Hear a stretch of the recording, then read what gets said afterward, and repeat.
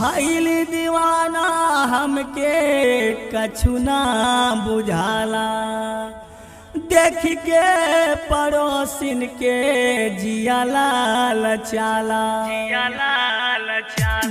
सोरह सिंगारवा बुझाता नइखे, सोरह सिंगारवा बुझाता नइखे, घरवाली में तनिको सवाद नइखे, घरवाली में तनिको सवाद नइखे, घरवाली में तनिको सवाद नइखे।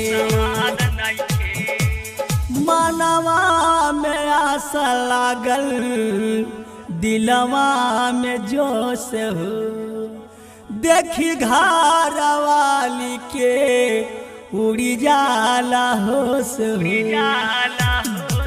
बोलली बोलिया डराता नइखे, बोलली बोलिया डराता नइखे, घरवाली में तनिको सवाद नइखे, घरवाली में तनिको सवाद नइखे, घरवाली में तनिको सवाद नइखे, घरवाली में तनिको सवाद नइखे।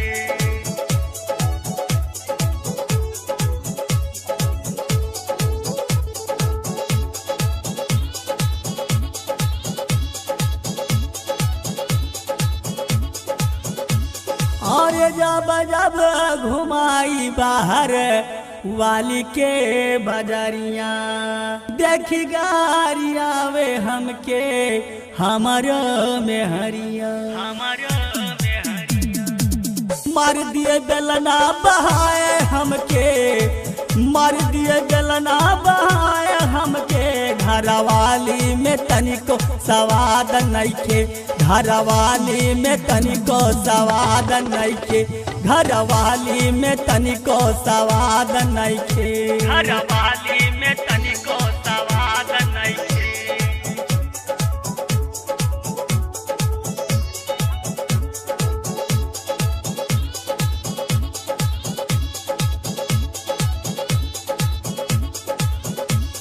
सच सच बात कहे जिया मन भोजपुरिया, कैला खराब आदत बाटे त्रिपुररिया,